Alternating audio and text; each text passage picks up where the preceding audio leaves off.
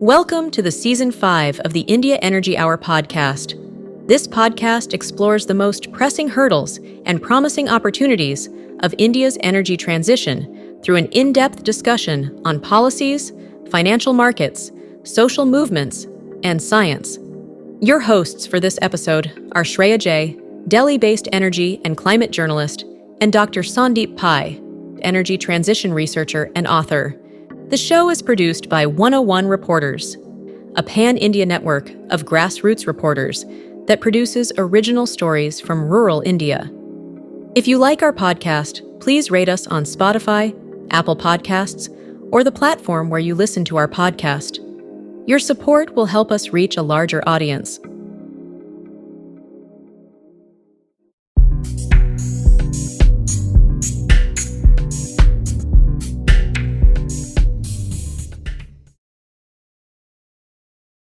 Hello and welcome to the India Energy Hour podcast. We are your two hosts joining in this very special episode. This is an episode of recap and of tribute and also of looking ahead. The India Energy Hour is completing its fifth season, which is all thanks to our listeners. And we thought that it would be a good time to look back at the journey of India Energy Hour, which has started during the troubled times of the COVID pandemic. And every year it has become bigger and better. And the next season before we launch it, I and Sandeep wanted to come together, talk about what you can look forward to. So thank you for joining in this very special recording and episode. How are you feeling, Sandeep? No, it's honestly been such a remarkable journey. I remember we were having a conversation, a few years ago, and I remember very clearly that it was during COVID, and we identified sort of a gap that, there is no one kind of there are so many podcasts around the world, especially in OECD and Western countries.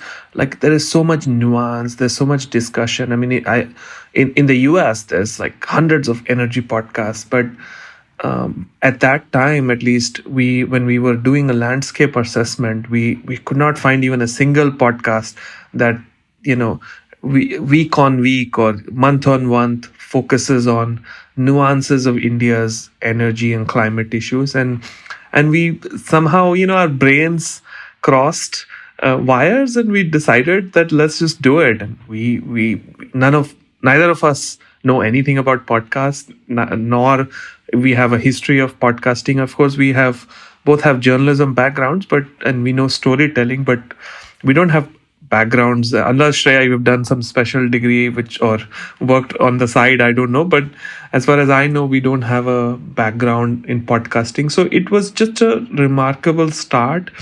We have had so much uptake. People love the nuances that we have covered. And I personally have grown a lot just because of the podcast, because even when you work on energy issues, you only work on, a subset of energy issues. No one can claim that they work on every single energy issues, whether it's about RE or storage or coal or power. I mean, everybody has a subset that they work on. And at least for me, I have learned so much through this podcast, just understanding the whole landscape and gamut of energy issues and perspectives. And so, yeah, it's been amazing 5 years, and 5 seasons. And we want to do maybe 10, 15, 20 more seasons. So very, very excited to take it to the next level. Did you learn something from this podcast? How has your own journey been? Yes, every episode has been a learning experience, and I have to thank all the guests. From our first guest who came in on this particular podcast, who was kind enough, our first 5 guests who, trusted in us and joined in this podcast. And it was such a nice learning experience, which started from then. And since then, it has just been a knowledge explosion for me. I sit in a recording and I don't have a dull moment at all, because, something new I hear, which opens up a new neuron in my brain, probably. So that is what the experience has been in this podcast. And you're right. Not only we identified a lack. In this discussion of India's transition, energy transition, which was not being discussed about. Yes, we are storytellers, but how much can me and you yap? So I think I'm very thankful to all these guests, and it has been such a heterogeneous mix. We had, researchers, we had bureaucrats, we had, senior corporate leaders, everyone giving their own perspective, their own story. And I think at the end of the day, this podcast was just telling the story of the sector through these very important characters who themselves had such great stories. So in some of these episodes, we had our intro section running 30 to 40 minutes because we were fascinated with the journey that some of our people took and how it mirrored the journey of the sector. So I'm very happy and very thankful for that fateful call 5 years back, which led to the creation of this podcast. And I have to mention, this particular character in this podcast. The story remains in the background, but a huge shout out to 101 reporters and our mutual friend, Mr. Gangadhar Patil, to give us that confidence and that initial backing, which led to the creation of this podcast. But this 5 years have been a dream, and it actually surprises me that we have achieved so much. It has been applauded so much. We are into some great listings, which amazes me. But yes, it doesn't shock me. I think I trusted that we'll come out with a good product, so that's what we did. Yeah, honestly, Shreya, I think one of the highlights of this whole podcast is how people have come to work in the energy sector.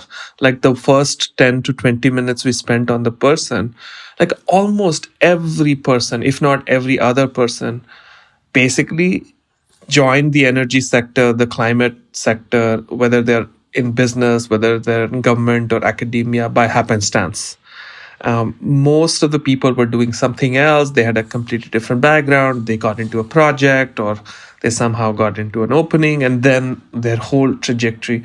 And that actually speaks to the very interdisciplinary nature of energy and climate. And it's so rewarding. And I think we have had so many students who say, like, wow, people have taken all kinds of different journeys to even, get to where they are. They have not, when they were in their high school or standard 12, they had not planned that, oh, I will work in the energy space.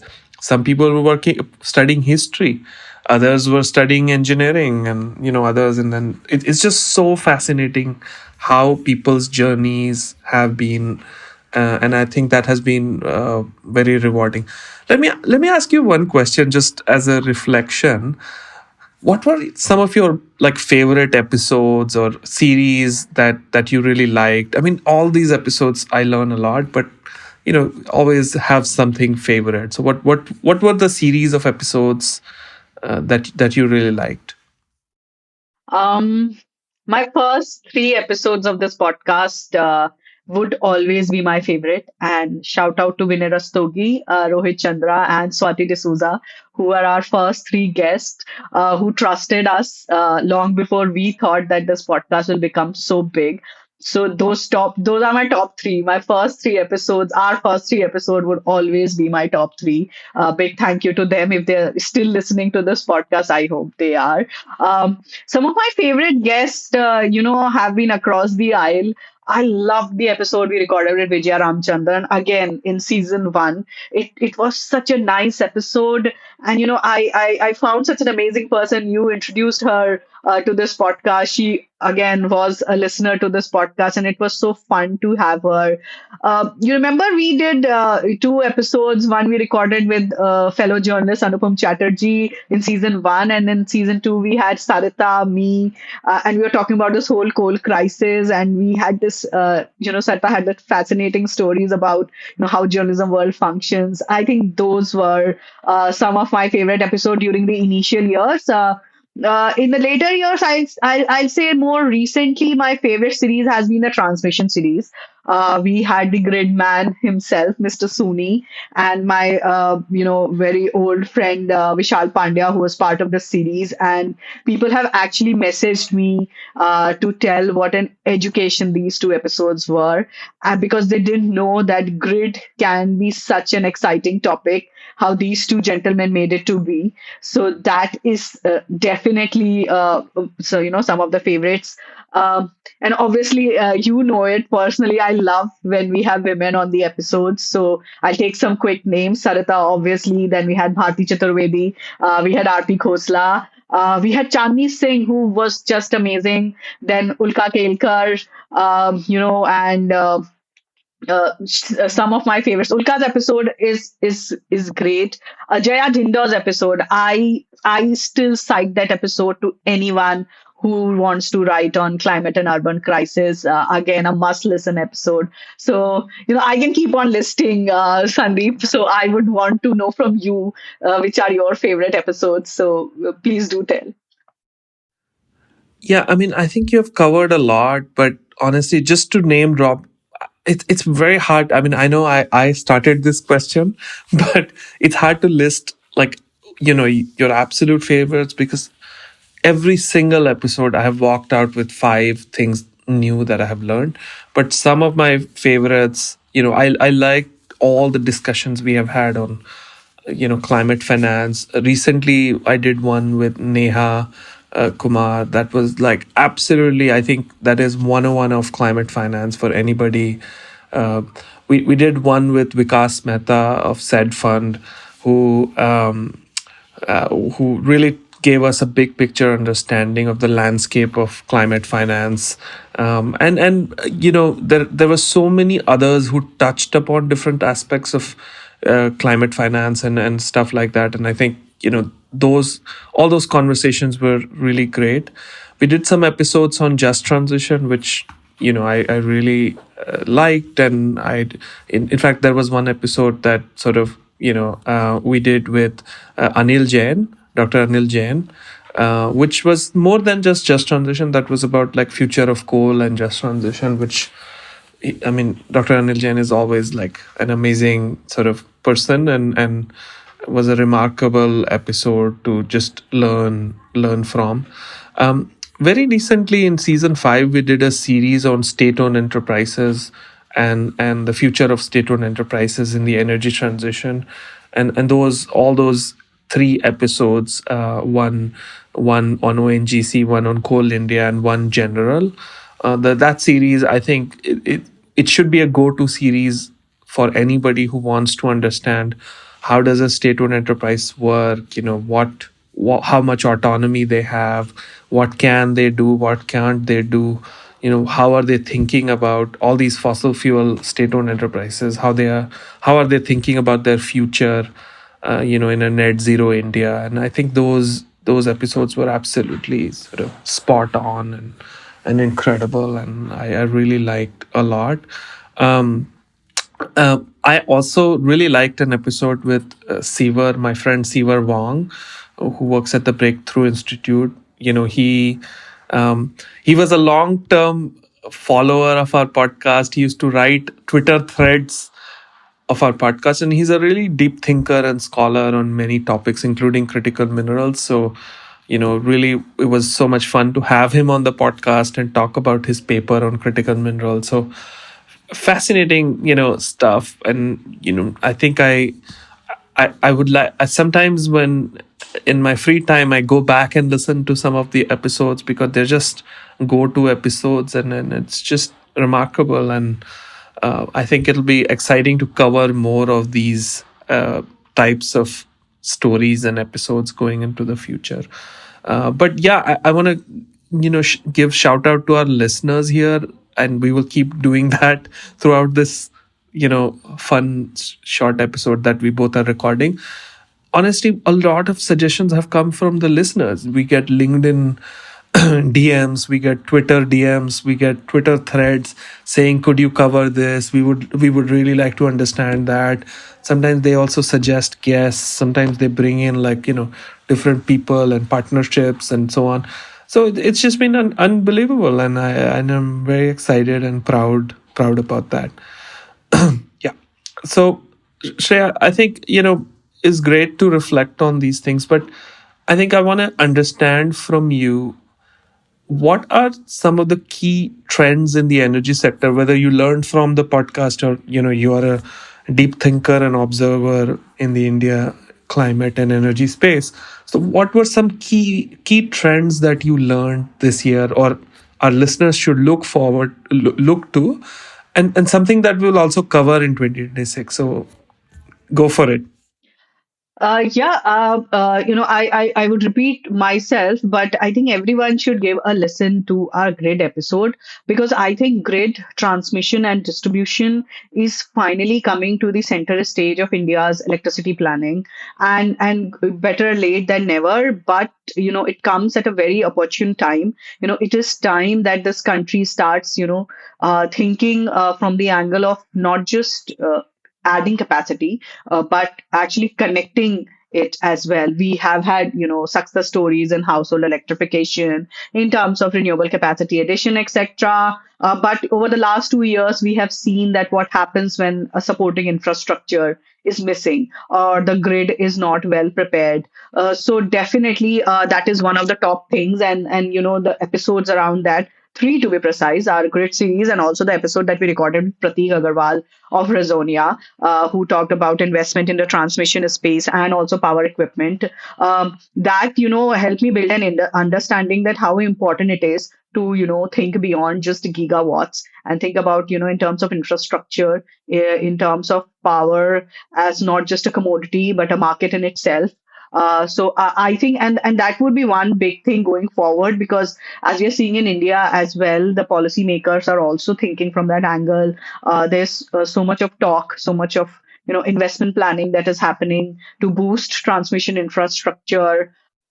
One addition to that, one parallel that is also happening is the electricity bill. The amendments to it might be tabled in the next parliament session next year, and that has some sweeping changes for the India's power distribution sector. We have had so many episodes. The most recent being with former Power Secretary Alok Kumar, who explained, not just what is wrong, but why did the problem become so big, and what went wrong and what needs to improved. And he did in a way touch upon that the kind of economic modeling that needs to come in the distribution sector. So I think it is high time that we see some sort of economic modeling come in, not just privatization, but discoms fixing their own backyard in whatever way, and electricity bill paves way for that. I'm really waiting for it to come in, and I think all have been waiting for that bill to come in for a long time.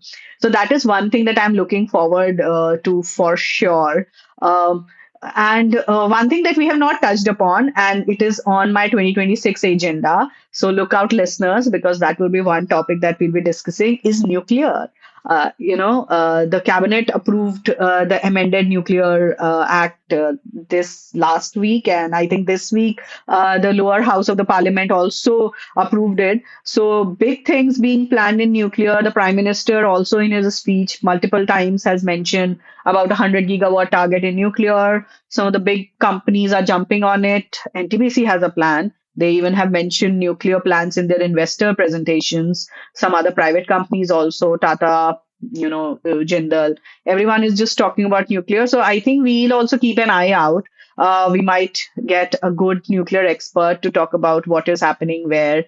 Also, we are seeing the interest of other nations. When Russian President Putin was here, he also talked about partnership on the nuclear front. US, we are hearing, is very interested to invest in India's nuclear sector. So we'll see how that pans out. So I think nuclear is one thing that I'm keeping my eye out on for sure. Yes. And on that note, we are talking about the global interest in India's different, supply chain, energy supply chain. I would like to ask from you, you're sitting there, taking a bird's eye view. If I like, I usually like to tell you that, you have both the outside view and inside view of the sector. And so which are the segments that, excited you this year?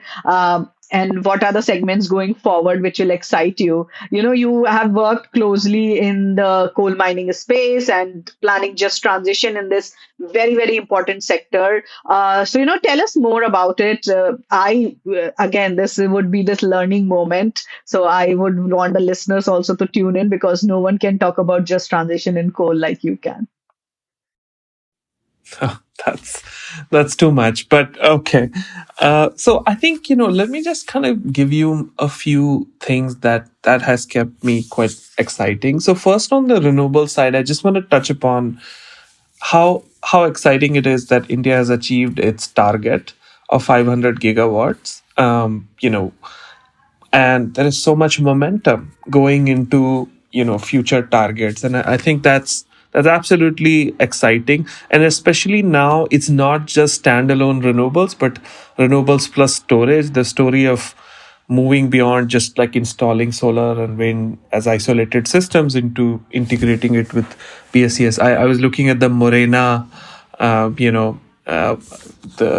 solar plus storage, which for the first time, the price is under 3 rupees, sub 3 rupees, and that is so exciting to see that solar plus storage or renewables plus storage is increasingly becoming, I won't say reality, but it's knocking on the doors of the reality, that it could really take off in 2026 and going forward. And I think we need to focus, even in our podcast, to track this trend very closely in terms of how the solar plus storage story is absolutely sort of taking shape. On the coal side, one of the most exciting things that for me personally and professionally that has happened is the new mining guidelines that came out in March 2025. So before this, India had mine closure policies in the coal mining sector, and all other policies previous to this focused on just when you close a mine, plant trees and restore the landscape ecologically. But for the first time in 2025, government has a complete section on how to focus on just transition, which goes beyond just planting trees. And it focuses on workers, communities. It focuses on topics like repurposing into solar, topics like repurposing into eco parks, and so on and so forth. So it's a remarkable shift of you know thinking about mine closure from the point of view of just planting trees and ecological restoration to the one that is absolutely focused on people and communities and regions. And why this is significant is Government of India, Ministry of Coal and Coal Controller and Coal India and companies like Coal India have identified 150 mines to be closed in the next 5 years. The scale is huge. Those 150 mines combined and the impact that will have on communities is larger than the entire coal transition of Europe, South Africa combined. So even what is going to transpire in India in the next 5 years, the scale is so huge. So this new policy sets the right direction to do the right thing. Of course, implementation is another story, and I think we will continue to track how the implementation of this evolves and grows, and so on and so forth. But absolutely, this is a key trend, and I think something that we are tracking very closely. And it's a big story. It's a story that has not been said enough, but it's a really big story that has huge implications for at least 5 to 7 states in central and eastern India. So that has kept me very exciting. And I'll just quickly touch upon critical minerals, because that's also a sector I've been tracking. I mean, there is a lot of momentum on critical minerals globally. Every country wants to secure critical minerals, whether they produce domestically, but they want to buy assets. They want to secure those critical minerals, which are essential ingredients for energy transition in solar, wind, EVs. And to that end, Indian government launched the National Critical Mineral Mission and put about 35,000 crores, which is roughly which is roughly about $40 billion, to provide funding for domestic exploration and reducing import dependence. It is strengthening, Geological Survey of India to do more exploration work, etc. And critical minerals is now become a top priority for the government. So what Indian government is doing, in very brief, is trying to extract more minerals domestically and process. It's trying to buy. It has unleashed the power of state-owned PSUs, or at least it is trying to unleash. Let's not celebrate yet, because things are only starting to happen and there's a lot of competition with China and other countries, but it is trying to unleash the cash rich state owned enterprises to go and buy assets overseas. But at the same time, it's also investing in innovative technologies like coal waste to critical minerals, ash waste to critical minerals, and all that. So at a policy level, this is very exciting. Of course, again, I will come back to the fact that implementation is another question. There are bottlenecks, there are issues, but this is something we need to track next year, and at least, once in a while, tell the story of how this is unfolding. And yeah, that's how it's kind of going forward. Yeah. Shreya, back to you about any thoughts of what we should cover in 2026. Critical minerals for sure, because so much global action is happening, trade wars are happening over that. So that would be one interesting space to track, and I'm sure you will find some super interesting guests to come in and talk about it. We did record some episodes on critical minerals, and they were very well received. I, for one, enjoy it because this is such a new segment. There's so much of understanding that is missing about this sector. It does. We can say it goes beyond China, but we also want to understand what's happening in China. So it's a very complicated sector in its own, but very interesting per se. The whole journey of energy storage, electric mobility, be it India or any other part of the world, would depend on this very crucial sector. So we'll see what happens. Um, and I think, that brings me to something that I was talking with you apart from before we started this recording, is that, this year I would want our listeners to come forward and suggest us guests. I know we have been pestering them with our posts that, suggest us some people and why, come up with some ideas. But I would really want, our listeners to tell us, some of the topics that they want to listen to, some of the guests. And one interesting thing that we have seen, that a lot of our guests tell us that they are ardent listeners. So if any listener is out there and they want to come and talk about some of the work that they're doing in this sector, we would love to host you. We a little narcissistic, but we would love to have someone on this podcast who's also a fan, if I may say so. Why mince words? But apart from that, I would love to, have our listeners tell us, because I was saying earlier, we have a heterogeneous mix, not in terms of just the guests, but also the listeners. So many students write to you. You keep passing on these messages, and there are so many people in India's energy sector who tell us that this is the topic that they loved.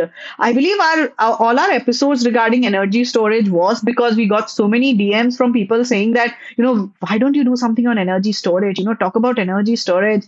And we're like, okay, yeah, now it's high time we should. Then there's someone who wrote to us that I think you guys are not talking much about gas. So, like, then we did something on gas as well.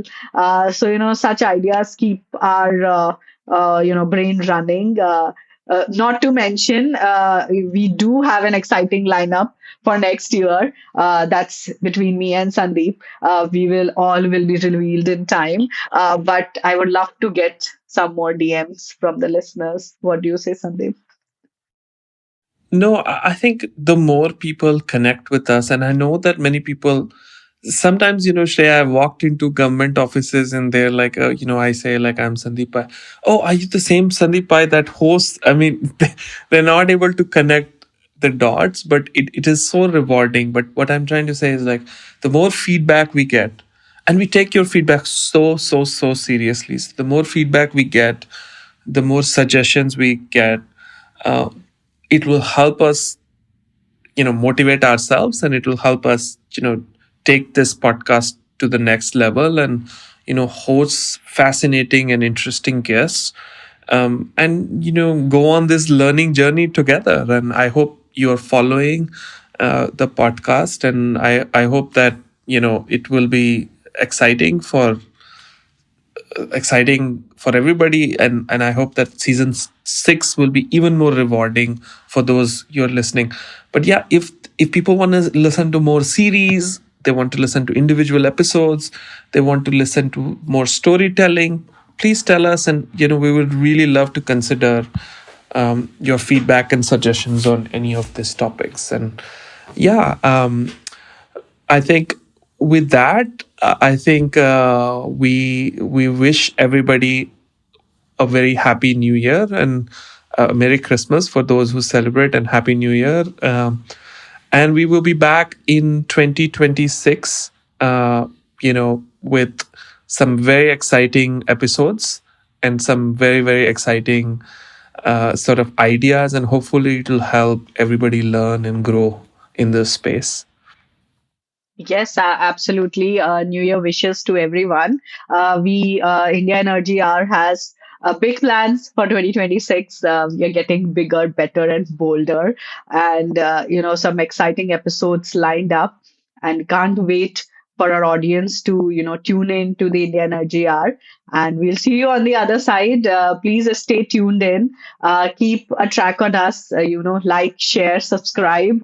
We are on all platforms. Wherever any podcast is available, we are on that platform. We are very active on our social media, Twitter, LinkedIn. We are very active on our email, which is there on all our social media pages. So write to us, like us, comment us. Give us feedback, give us criticism, and we would be happy to take it in our stride and make this podcast much, much better. A product that just not me and Sandeep, but each and every listener that is tuned into it is proud of. With that, I think we'll close this short but sweet episode, and we're very excited. So happy New Year once again, and see you in 2026. Thank you, Sandeep. We'll see you. Take care, everyone, and thank you for tuning in. And thank you, Shreya.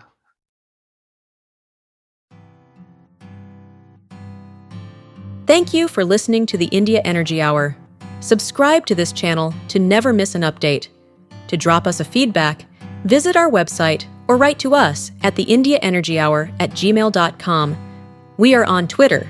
You can follow at TIEH Podcast and get in touch with the two hosts at Shreya J and at Sandeep Pai.